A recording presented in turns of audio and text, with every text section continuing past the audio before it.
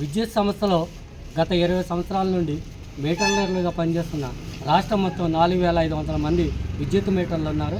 వాళ్ళకి ఈ స్మార్ట్ మీటర్లు వచ్చేటి వలన స్మార్ట్ మీటర్లు వచ్చేటి వలన ఈ 4000 కుటుంబాలే కాకుండా 4500 మంది కుటుంబాలు రోడ్డును పడే పరిస్థితి వచ్చింది. అప్పుడు సదరు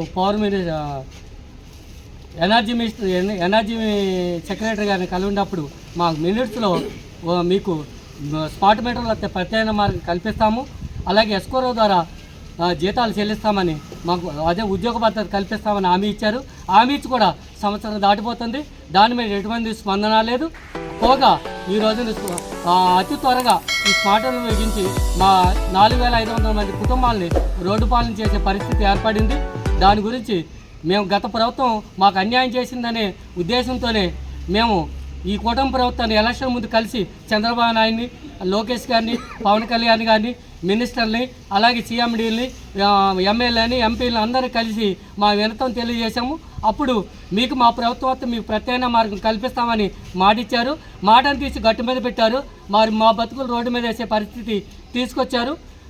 అందుకని మాకు వెంటనే ప్రత్యేక మార్గాలు కల్పించాలని, లేని పక్షంలో మేము మా రాష్ట్ర కమిటీ ఇచ్చిన నిర్ణయం మేరకు రేపు జరిగే కలెక్టర్ ఆఫీస్ ముందు ధర్నాను, సీఎండీ ధర్నాను కార్యక్రమాన్ని ఫాలో అవుతామని, అలాగే మా వంతు మీరు ఇచ్చిన మాట ప్రకారంగా మినిట్స్లో ఇచ్చినాయి. మేము గొంతైనా కోరికలు ఏం కోరతాలేదు.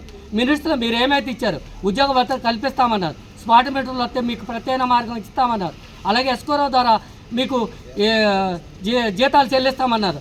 అలాగే మా ఈపీసీపీ సీఎండీ గారు 3 సార్లు జీవో ఇచ్చారు, ఎస్కోరో ఇస్తామని. ఇప్పుడు వరకు స్పందన లేదు. 3 జీవోలు ఇచ్చి కూడా ఒక ఆమోదం లేదంటే ఏ రకంగా ఉంటుందో ఒకసారి ఆలోచించమని మేము సంస్థని ప్రశ్నిస్తున్నాము. అలాగే మాకు కావాల్సిన న్యాయాన్ని మాకు ప్రత్యేకంగా ఉన్నారు. మాకేమన్నారు, స్మార్ట్ మీటర్లు వస్తే ఐటీఐలకి విద్యుత్ సంస్థలు అంటే సబ్స్టేషన్లను వాచ్మెన్లు గాను, నైట్ అండ్ వాచ్మెన్లు గాను, అటెండర్ గాను ప్రమోట్ చేయమని మేము కోరుతున్నాము. మాకు తగిన న్యాయం చేస్తారని మేము విన్నవించుకుంటున్నాం. రాష్ట్రంలో సుమారు 20 సంవత్సరాలకు పైగా విద్యుత్ మీటర్ రీడర్సు వాళ్ళ విద్యుత్ బిల్లులు తీసి ఉపాధి పొందుతున్నారు. ఈ రాష్ట్రంలో దాదాపుగా వేలాది మంది ఈ విద్యుత్ మీటర్ రీడర్లుగా పనిచేస్తూ 20 ఏళ్ళగా ఉపాధి పొందుతూ ప్రజలకు సేవలు అందిస్తూ ఉన్నారు. ఇవాళ కేంద్ర ప్రభుత్వం ఇచ్చినటువంటి ఆదేశాల్లో భాగంగా ఇవాళ కేంద్రంలో ఏ రాష్ట్ర ప్రభుత్వమో ముందుకు రానప్పటికీ కూడా ఇవాళ ఏపీలో విద్యుత్ స్మార్ట్ మీటర్లు తీసుకొచ్చి ఇవాళ ప్రజలపైన మోయలేనటువంటి విపరీతమైనటువంటి భారాన్ని మోపడం, అట్లాగనే విద్యుత్ మీటర్ రీడర్లుగా ఉన్నటువంటి వాళ్ళ ఉపాధికి తీవ్రమైనటువంటి నష్టం కలిగించేలాగా ఈ రాష్ట్ర ప్రభుత్వం విద్యుత్ స్మార్ట్ మీటర్లను తీసుకొస్తూ ఉంది. ఈ విద్యుత్ స్మార్ట్ మీటర్లో అందరికీ కూడా అన్యాయం జరిగేటువంటి అంశం. ఆనాడు లోకేష్ ఇవాళ ఎవరైతే మంత్రిగా ఉన్నాడో లోకేష్ ఆ రోజు ఆ వేళ ఉన్నటువంటి ఐసీ ప్రభుత్వం విద్యుత్ స్మార్ట్ మీటర్లను అంగీకరిస్తూ సంతకం పెట్టినటువంటి దానికి వ్యతిరేకంగా విద్యుత్ స్మార్ట్ మీటర్లో ప్రజా వ్యతిరేకం, ఉపాధికి వ్యతిరేకం అని చెప్పి విద్యుత్ మీటర్లు తీసి రోడ్డుపై వేసి పగలగొట్టినటువంటి ఘటనని ఇవాళ మంత్రి గారు గమనంలో తీసుకోవాలని చెప్పి కోరుతా ఉన్నా.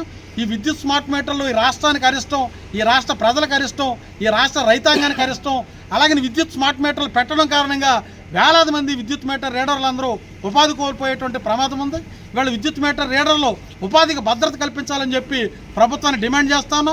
ఎవరైతే అర్హత ఉండి ఐటీఐ లేకపోతే ఉన్నతమైనటువంటి స్కిల్డ్ ఎవరైతే విద్యుత్ మీటర్ రీడర్లుగా ఉన్నారో వాళ్ళకి వాళ్ళ ప్రత్యామ్నాయమైనటువంటి అవకాశాలు చూపించాలి.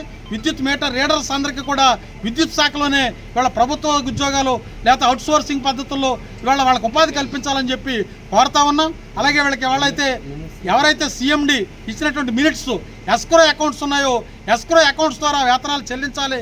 ఇవాళ సీఎండీ స్థాయిలో ఇచ్చినటువంటి మినిట్స్ని అమలు జరపలేనటువంటి పరిస్థితి ఉంది. గత 5-6 నెలల కాలంగా ఇవాళ సీఎండీ ఇచ్చినటువంటి మినిట్స్ని అమలు జరపాలని చెప్పి ఎన్ని రకాలుగా ఉద్యమాలు చేసినా, ఎన్ని రకాలుగా ఉన్నతాధికారులకు వినతిపత్రాలు సమర్పిస్తూ ఉన్నా ప్రభుత్వాలు స్పందించట్లేదు. ఇవాళ సంస్థలో ఉన్నటువంటి కాంట్రాక్టుల్లో స్పందించట్లేదు. ఎవరైతే ఎస్క్రో అకౌంట్స్ ద్వారా వీళ్ళ జీతాలు ఇవ్వడానికి నిరాకరిస్తున్నారో వీళ్ళ కాంట్రాక్టులను అందరూ కూడా బ్లాక్ లిస్ట్లో పెట్టి ఎస్క్రో అకౌంట్స్ ద్వారా వేతనాలు ఇచ్చి వీళ్ళ సీఎండీ గారు ఇచ్చినటువంటి మినిట్స్ని అమలు జరపాలని చెప్పి కోరుతా ఉన్నాం. తక్షణమే స్మార్ట్ మీటర్లను రద్దు చేసి వీరు ఉపాధికి భద్రత కల్పించాలి. ఎవరైతే ఐటీఐ లాంటి స్కిల్డ్ ఉన్నటువంటి మీటర్ రీడర్స్ ఉన్నారో వాళ్ళందరికీ ప్రత్యామ్నాయమైనటువంటి ఉపాధిని చూపించాలి, ఎస్కో ద్వారా జీతాలు చెల్లించాలని చెప్పి ప్రభుత్వాన్ని డిమాండ్ చేస్తా ఉంది. విద్యుత్ రీడర్స్ సమస్యలో కేంద్ర ప్రభుత్వం, రాష్ట్ర ప్రభుత్వం ఈ ఉద్యోగ వ్యతిరేక విధానాలని మరి నిర్మించుకోవాలని మనం ఏఐటీసీ ప్రధానంగా డిమాండ్ చేస్తుంది. మరి రీడర్స్ మరి డోర్ టు డోర్ తిరిగి ఎంతో కష్టపడి మరి ప్రభుత్వానికి ఆదాయం కల్పిస్తున్నటువంటి ఈ రీడర్స్ని మరి ఆ స్థానంలోనే స్పాట్ మీటర్స్ని బిగించి ఈ ఉద్యోగస్తుల అన్యాయం చేయటం చాలా దురదృష్టకరం. ఏదేమైనా ఈ అవుట్సోర్సింగ్ కాంట్రాక్ట్ కార్మికులకి సమాన పనికి సమాన వేతనం 151 జీవో మరి సుప్రీంకోర్టు ఇవ్వడం జరిగింది. దాన్ని మూలన పెట్టి ఈ విద్యుత్ రీడర్స్ యూనియన్ అలాగే అక్కడున్న అవుట్సోర్సింగ్ కార్మికులందరినీ కూడా అన్యాయం చేసి ఆ కుటుంబాలను పట్టు పెట్టుకునే పరిస్థితి కల్పిస్తుంది. ఏదేమైనా వీళ్ళ సమస్య మరి ఆ రీడర్స్ని మరి డోర్ టు డోర్ తిరుగుతున్న స్పాట్ మీటర్లు బిగించిన వాళ్ళందరికీ ప్రత్యేక ఉద్యోగాలు ఇవ్వాలి. అంటే వాళ్ళకి కోరుకునే కాకపోయినా వాళ్ళకి రకరకాల విద్యుత్ ఆఫీసుల్లో ఉద్యోగాలు ఉన్నాయి. ఆ ఉద్యోగాలు నియమించాలి తప్ప వాళ్ళని విధుల నుంచి తీసేయటం అని మాత్రం ఇది అన్యాయం. దీన్ని మేము ప్రత్యేకంగా వ్యతిరేకిస్తున్నాం. కేంద్ర ప్రభుత్వాన్ని ప్రైవేటీకరణ చేయటం, అందానికి ఇవన్నీ కట్టి పెట్టడం అనేది కేంద్ర ప్రభుత్వం చేస్తున్న దురదృష్టకరమైన వ్యవహారం ఇది. దీన్ని విరమించుకోవాలని మేము ప్రభుత్వాన్ని డిమాండ్ చేస్తున్నాం.